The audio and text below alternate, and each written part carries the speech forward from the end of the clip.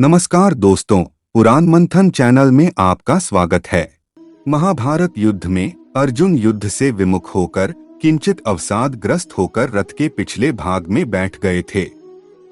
अपने प्रियजनों को अपने सामने देखकर दुखी थे।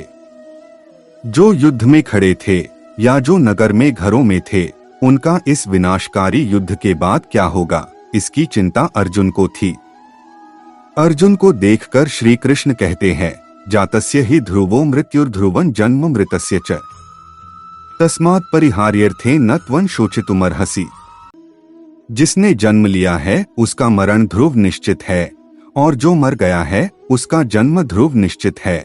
इसलिए यह जन्म मरण रूप भाव अपरिहार्य है, अर्थात किसी प्रकार भी इसका प्रतिकार नहीं किया जा सकता।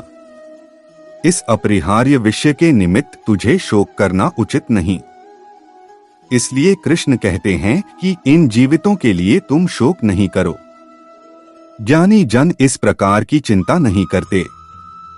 तुम्हें भी चिंता नहीं करनी चाहिए, क्योंकि उनकी देखभाल तो तुम्हारे जन्म के पहले जिस तरह हो रही थी, वैसे ही तुम्हारे बिना भी किसी न किसी प्रकार होती ही रहेगी।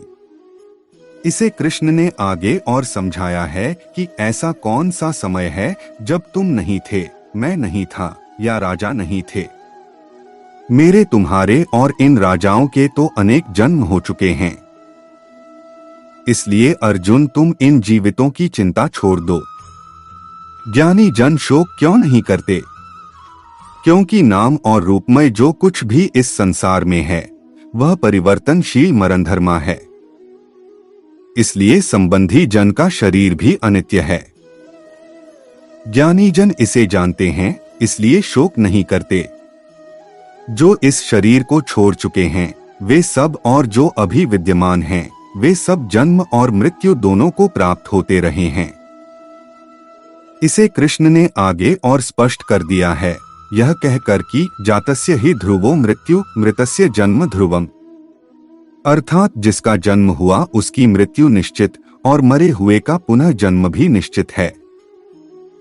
ज्ञानी जन इस अटल सत्य को गहराई से जानते हैं, इसलिए वे शोक नहीं करते। जबकि साधारण मनुष्य इस तथ्य को देखता तो है, पर उनके मन पर इच्छा वासना का आवरण बहुत गहरा होता है। इस कारण यह भाव उनके मन में टिक ही नहीं पाता। अधिक से अधिक उसे श्मशान वैराग्य होता है, जो क्षणिक होता है। मनुष्य अपने कर्मों के अनुसार जन्म लेता है और अपने कर्मों का भोग करने के बाद उसकी समय अवधि पूर्ण होने के बाद मृत्यु होना भी तय है। जो विषय अटल सत्य का है उसे स्वीकार कर लेना चाहिए और इसका दुख नहीं करना चाहिए। जब घर परिवार में किसी की मृत्यु होती है तो लोग भगवान को और अपने भाग्य को दोष देते हैं, लेकिन मरना तो सभी को है। इससे कोई बच नहीं सकता है। व्यवहारिक रूप से किसी के मरने का दुख मनाना चाहिए, लेकिन उस दुख को इतना लंबा न करें कि वर्तमान जीवन भी खराब होने लगे।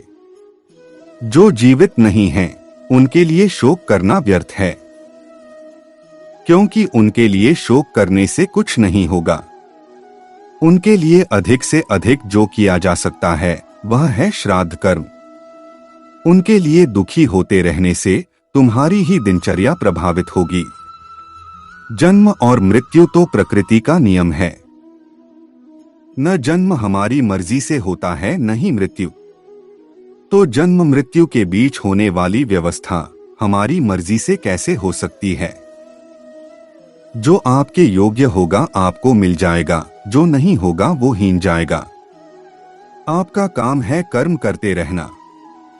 वस्तुतः जीवित के लिए और मृतक के लिए दोनों के प्रति शोक रहित होने के लिए व्यक्ति को दुख सुख में समत्व भी विकसित करना पड़ेगा, और यही समत्व विकसित करना ही भगवद गीता का प्रधान लक्ष्य है।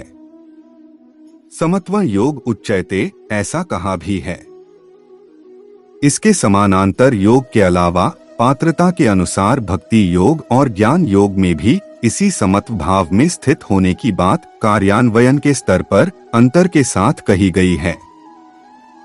कर्तापन का भाव त्यागना, समस्त कर्म ईश्वर को अर्पित करना, सभी प्राणियों में अपनी ही आत्मा देखना आदि ये सब ज्ञान भक्ति कर्म राजयोग के अंग के रूप में बताए गए हैं, जिनका लक्ष्य एक ही है, आत्मज्ञान। आत्मज्ञान का सीधा सा अर्थ है कि जीवन में आने वाली विभिन्न स्थितियों के प्रति किसी तीसरे व्यक्ति के दृष्टिकोण से अपने व्यवहार और कार्यों का आत्मनिरीक्षण करना और फिर जीवन में इन मुद्दों के कारणों की पहचान करने का प्रयास करना।